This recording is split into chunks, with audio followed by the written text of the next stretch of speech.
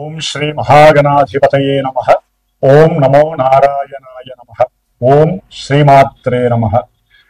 ఓం జపాకుసుమ సంకాశం కాశ్యపేయం మహాజ్యుతిం తమోరిం సర్వపాపఘ్నం ప్రణతోస్మి దివాకరం. ఓం శ్రీ సవితృ సూర్యనారాయణ స్వామినే నమః. వీక్షిస్తున్నటువంటి ప్రేక్షకులందరికీ కూడా సింహ రాశిలోకి సూర్యుడు తన యొక్క సొంత ఇంట్లో ప్రవేశిస్తున్న సందర్భంగా సింహరాశి సంక్రమణ ప్రవేశకాల శుభాకాంక్షలు. అంటే కాలచక్రంలో అంతరిక్షంలో గ్రహాలన్నిటినీ భూమి మీద నివసిస్తున్నటువంటి మనందరినీ కూడా కాపాడుతూ మరి ఆ సూర్య భగవానుడు ప్రయాణం చేసి సంవత్సరం పాటుగా తన ఇంట్లోకి తను ఈ రోజున అనగా శ్రావణ మాసంలో ఆగస్టు 16వ తేదీ రాత్రి 10:58 11 గంటల చిల్లర మధ్యలో రాత్రి సొంత ఇంట్లోకి మఖా నక్షత్రంలోకి ప్రవేశిస్తున్నారు స్వామివారు. సాక్షాత్తు శ్రీమన్నారాయణమూర్తి యొక్క అంశయే సూర్యనారాయణ మూర్తి. మరి ఆయన తన సొంత ఇంట్లోకి రావటం ఒక విశేషమైతే, అది కూడా ఆయన అంశలో శ్రీమన్నారాయణమూర్తి దశావతారాల్లో ఒక అంశ అయినటువంటి ద్వాపర యుగానికి అధిష్టాన దేవత కలియుగంలో మరి ఒక పాదం మీదే నడిచేటటువంటి ఈ ధర్మ అర్థ కామ మోక్షాల నాలుగిటిని కూడా కమాండ్ చేసేటటువంటి ఎంతో సారాంశాన్ని మానవులకి అందించినటువంటి శ్రీకృష్ణ పరమాత్ముని యొక్క జన్మదిన శుభాకాంక్ష. దీన్నే శ్రీకృష్ణ జన్మాష్టమి, గోకులాష్టమి అంటారు. కాబట్టి ఈ రోజున స్వామివారు శ్రావణ మాసంలో ప్రవేశించటం, సాక్షాత్తు శ్రీకృష్ణ జన్మాష్టమి భగవద్గీత సారాంశాన్ని మనందరికీ ధారపోసినటువంటి వినిపించి మానవుడు ఈ కలియుగంలో ఏ విధంగా ఉంటే తన యొక్క మనుగడ చక్కగా ఉంటుంది, మోక్ష మార్గాన్ని ఛేదిస్తాడు, మోక్ష మార్గాన్ని అందుకుంటాడు అనేటటువంటి విషయాన్ని భగవద్గీతలో చక్కగా ఆయన లిఖించి మనకు అందజేశాడు. కాబట్టి ఈ రోజున మరియు ఆదివారం 17వ తేదీన అందరూ కూడా ఈ భగవద్గీతని చక్కగా చదవటం, లేదా ప్రతిరోజు భగవద్గీతలో ఒక లైను అదే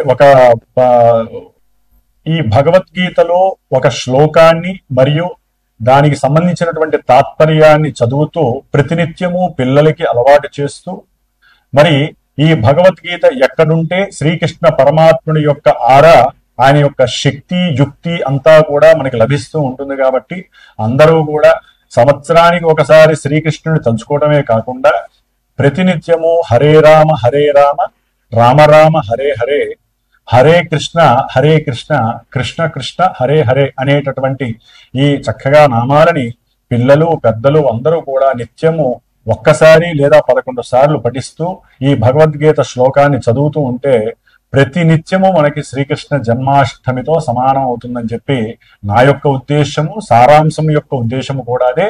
మన యొక్క పూర్వీకులు అదే చెప్పి ఉన్నారు. కాబట్టి మంచి చెడులన్నీ కూడా ఈ యొక్క మన శ్రీకృష్ణుడు వారి యొక్క భగవద్గీతలోనే ఉంటాయి. కాబట్టి అందరూ కూడా శ్రీకృష్ణ జన్మాష్టమిని చక్కగా విశేషంగా జరుపుకోండి. అట్లాగే మనకి శ్రావణ మాసంలో అత్యంత విశేషంగా రాబోతున్నది శ్రావణ బహుళ శని అమావాస్య మరియు మఖా నక్షత్రంలో మనకి ఈ ఆగస్టు 23వ తేదీన చక్కగా ఆ రవి మరియు చంద్రుడు మఖా నక్షత్రానికి అధిపతి అయినటువంటి కేతువు కలిసి చక్కగా ఆ యొక్క సింహరాశిలో ఉంటారు.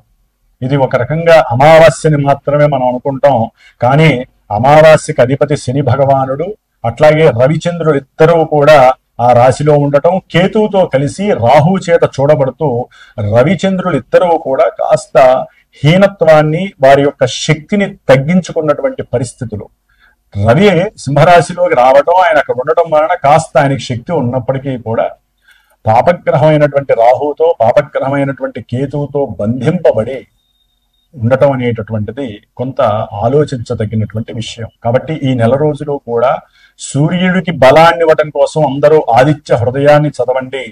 ఓం నమో నారాయణాయ లేదా ఓం సవితృ సూర్య నారాయణాయ నమః అనుకుంటూ సూర్య భగవానుడి యొక్క నామాలని స్తోత్రాన్ని చదువుతూ ఆయనకి మనం గనక ఈ నామపరంగా శ్లోకపరంగా మంత్రాల పరంగా గనక బలాన్ని ఇచ్చినట్లయితే రాహుకేతువుల వలన కలిగేటటువంటి రవికి ఉన్నటువంటి కారకత్వాలు కొన్ని ఉంటాయి.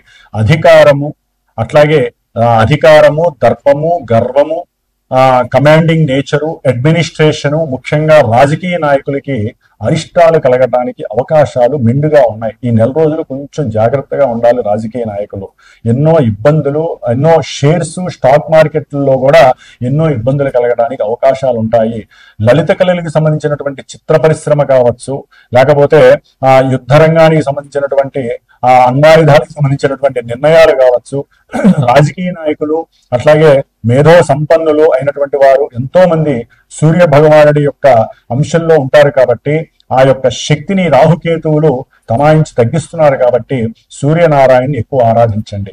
అట్లాగే మనకి ఈ శ్రావణ మాసం అయిపోగానే భాద్రపద మాసంలో ముఖ్యంగా మనకు వస్తున్నటువంటిది సెప్టెంబర్ 7వ తారీఖు, ఆగస్టు 27వ తేదీన వినాయక చవితి.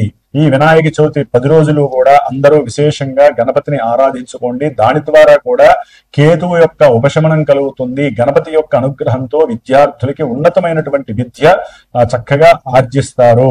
అట్లాగే మనకి మళ్ళా అన్నిటికన్నా ముఖ్యమైనటువంటిది మనకి సంవత్సరంలో ఒకసారైనా 2 సార్లైనా ఏదో ఒక గ్రహణాలు పట్టి పీడిస్తూ ఉంటాయి. ఇది ముఖ్యంగా సెప్టెంబర్ 7వ తేదీన మనకి ఆదివారం రోజున శతభిష నక్షత్రంలో చివరిలో ప్రారంభమై, అంటే పూర్వాభాద్ర నక్షత్రంలో చంద్రుడు ఉన్నప్పుడు ఆల్రెడీ పూర్వాభాద్ర నక్షత్రంలో ఉన్నటువంటి రాహువు అక్కడ కుంభరాశిలో ఉండి, చంద్రరాహువులు ఇద్దరు కుంభరాశిలో పూర్వాభాద్ర నక్షత్రము ధనకారకుడు, పుత్రకారకుడు, కుటుంబకారకుడు అయినటువంటి గురుడు యొక్క నక్షత్రంలో ఇరువురు కూడా కలిసి ఉండి చంద్రుడికి ఇక్కడ గ్రహణం పడుతోంది. సంపూర్ణ చంద్రగ్రహణము. ఇది అర్ధరాత్రి ఆ రోజున రాత్రి దాదాపుగా 9:55 ప్రారంభమై 1:26 అంతమవుతోంది. దాదాపుగా 3:31 అటు ఇటుగా ఈ మొత్తం కూడా సంపూర్ణ చంద్రగ్రహణం మనకి సంప్రాప్తిస్తోంది భారతదేశంలో. కాబట్టి కొంతమంది మళ్ళా వీడియో చేసినప్పుడు దాని యొక్క విశిష్టత మనం అందరూ తెలుసుకుందాం. ఏ రాశుల వారికి ఎలా ఉంటుందో మనం తెలుసుకుందాం. ముఖ్యంగా ఇప్పుడు వచ్చేటటువంటి శ్రావణ బహుళ అమావాస్యకి శనిగ్రహ పాశుపత రుద్రహోమాన్ని మనకి ఈ శ్రీమాతా జ్యోతిషాలయ పీఠంలో చక్కగా నాచే నిర్వహించబడుతోంది.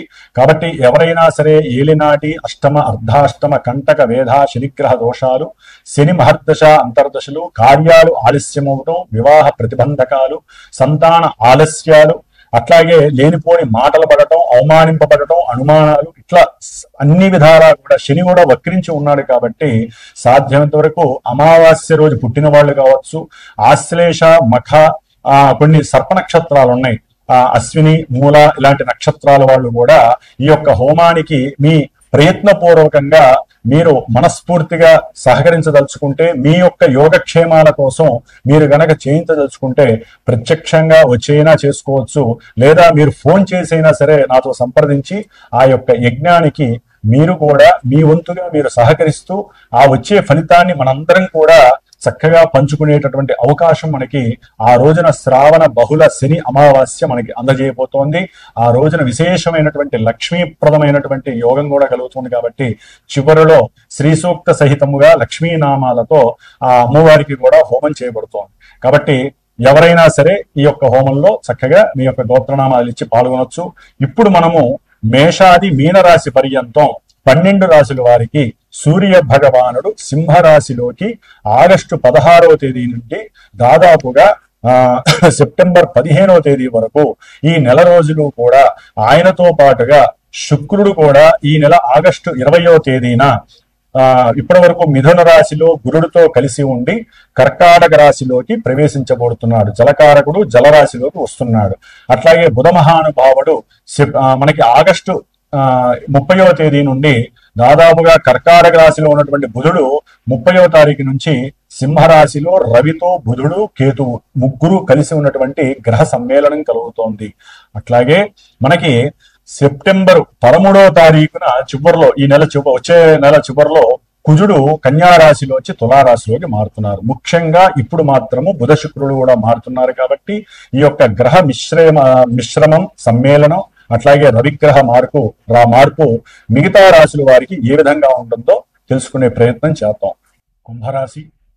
మరి ఈ కుంభరాశి వారికి ఆగస్టు 16వ తేదీ నుండి సెప్టెంబర్ 15వ తేదీ వరకు రవి తన యొక్క సొంత రాశి ఇప్పటి వరకు బాగున్నాడు, ఏదో ఉద్యోగాల్లో ప్రయత్నాలు చేశారు, ఉద్యోగాలు వచ్చిన వాళ్ళు ఉన్నారు, అనుకున్న కార్యసిద్ధి జరిగింది, శత్రు నిర్మూలన జరిగింది, ఏవో ఉన్నంతలో ఆరోగ్యం సెటిల్ అయింది. కానీ ఇప్పుడు సప్తమంలోకి తన యొక్క సొంత క్షేత్రంలోకి కేతువు రాహు అంటే జన్మరాశిలో రాహు ఉన్నాడు, సప్తమంలో మృత్యుస్థానంలో రవి ఆయన అక్కడ ఉండటము కేతువుతో కలిసి ఉండటం ఇది అంత యోగ్యకరం కాదండి. ముఖ్యంగా భార్యాభర్తల్లో అంటే వారిద్దరిలో ఎవరికో ఒకరికి ఇబ్బందికరమైనటువంటి అనారోగ్య సమస్యలు కలుగుతాయి, వాళ్ళిద్దరి మధ్య సాంగత్యము లోపిస్తుంది, లేనిపోని అధికారము దర్పము నా మాట వినాలంటే నా మాట వినాలి అనేటటువంటి విచిత్రమైనటువంటి కొన్ని ఇబ్బందులు భార్యాభర్తల మధ్య అగ్నితత్వపు రాశిలో అగ్నితత్వపు గ్రహము ఉండటము కేతువుతో కలిసి ఉండటం వల్ల ఇవన్నీ కలిగే అవకాశం ఉంటుంది. కాబట్టి వ్యాపార భాగస్వామ్యంలో కూడా కొన్ని మార్పులు చేర్పులు జరుగుతాయి, జాగ్రత్తగా ఉండండి. గవర్నమెంట్ వాళ్ళు కూడా ఇంటర్ఫీర్ అయ్యి మీకు ఉన్నటువంటి కీర్తి ప్రతిష్టలు కూడా దెబ్బతినే అవకాశం ఉంటుంది. సంతాన పరంగా కూడా కొంత సహాయ సహకారాలు మీకు దూరం అయ్యే అవకాశం ఉంటుంది, లేకపోతే సంతాన పరంగా మీకు సహాయం దొరికినట్టు దొరుకుతుంది కానీ కాస్త అది ఇబ్బందులు పాలయ్యే అవకాశం కూడా ఉంటుంది. అట్లాగే సంతాన పరంగా కూడా కొంత మీకు గబాలన వ్యాపారం ఎవరైనా చేస్తున్నారు సంతానంలో వారికి మీకు మధ్య కూడా భేదాభిప్రాయాలు వస్తాయి. మీ మాట వినకపోవటం, వద్దులనైనా ఈ పెట్టుబడి పెట్టమా కదా ఇబ్బందులు పడతాం అంటే పెట్టుబడి పెట్టడం నష్టపోవటం ఇలాంటివి జరిగే అవకాశాలు ఉంటాయి. కాబట్టి కొంచెం తండ్రి మాట లేకపోతే పిల్లలు వీళ్ళిద్దరూ అనుకూలమైనటువంటి వాగ్వాదాలు లేకుండా అనుకూలమైనటువంటి మాట్లాడుకోవడం ద్వారా కొంత అనుకూలమైన పరిస్థితులు వీరికి కనిపించే అవకాశం ఉంటుంది. ముఖ్యంగా జన్మ రాశికి 2వ స్థానంలో ఏలినాడి శని ప్రభావం వీళ్ళని ఆర్థికంగా సంక్షోభానికి గురి చేసే అవకాశం ఎక్కువగా కనిపిస్తోంది. ధనకారకునైనటువంటి శుక్రుడు 6లో ఉండటం ద్వారా తల్లి దగ్గర అప్పు చేయటం, చేసుకున్న అంతకుముందు ఎప్పుడైనా సరే తల్లి దగ్గర చేసినటువంటి అప్పు తీర్చడానికి ప్రయత్నం చేయటం, దాని ద్వారా భార్యాభర్తల మధ్య కొంత ఇబ్బందులు చెలరేగటం, అంటే గృహపరమైనటువంటి విషయాలైతే లేకపోతే ఏదైనా గృహాన్ని స్థలాన్ని కొనటానికి కాస్త అప్పు చేయాల్సి రావటం, ఉద్యోగంలో కావచ్చు తల్లి దగ్గర కావచ్చు అప్పు చేయటం.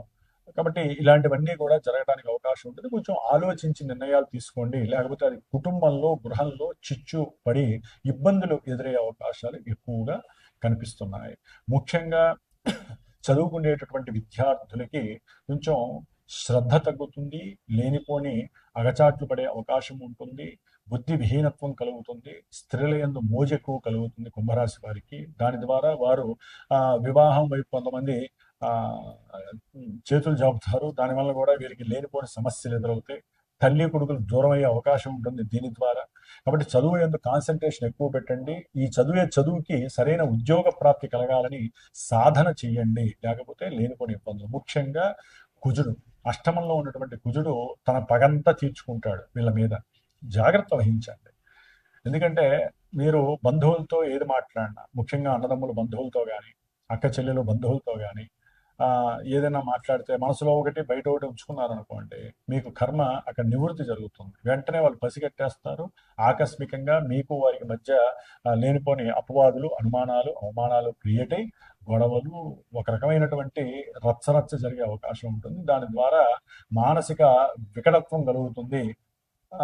మీరు ఏదైనా చేయొచ్చు, లేదా మీరు ఏదైనా చేసుకునే సందర్భం కూడా కలుగుతుంది. అది పరిపరి విధాలుగా కూడా జరిగే అవకాశం ఉంటుంది. ఏదైనా అమ్మకం విషయం, ఏదైనా ఒక వస్తువు అమ్మకం విషయంలో కూడా ఇలాంటి వ్యవహారాలు జరక్క ఆర్థికంగా లాభం లేక మీరు ఇబ్బంది పడటం, చాలా చాలా కష్ట నష్టాలు కుంభరాశి వారికి కలిగే అవకాశం ఉంటుంది. ఒక్క గురువు యొక్క అనుకూలత మాత్రమే మీకు ఉంది కాబట్టి ఆర్థికంగా ఆయనే సేవ్ చేస్తాడు, సంతానపరంగా సేవ్ చేస్తాడు. అనుకున్న అభీష్టాలు నెరవేర్చడానికి సంతానపరమైనటువంటి అనుకూలతలు కూడా ఈ గురుడు వల్లనే కలుగుతున్నాయి కాబట్టి కంపల్సరీ కుంభరాశి వారికి సంతానపరమైనటువంటి అనుకూలతలు కలుగుతున్నాయి. కాబట్టి సంతాన లాభం కలుగుతోంది.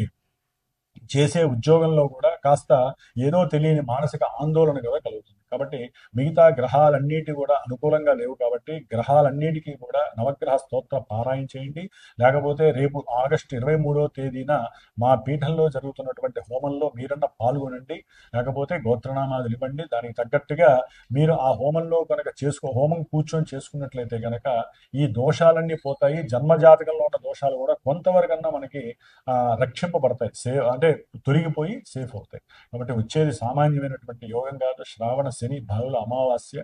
కాబట్టి అందరూ కూడా ఈ యొక్క అవకాశాన్ని, ముఖ్యంగా కుంభరాశి వారు దీన్ని యూజ్ చేసుకుంటే ఏళ్ళనాటి శని దోషం పోతుంది, అప్పుల బాధలు తిరిగిపోయే అవకాశం ఎక్కువగా ఉంటుంది. ఓం శం శనైశ్చరాయ నమః.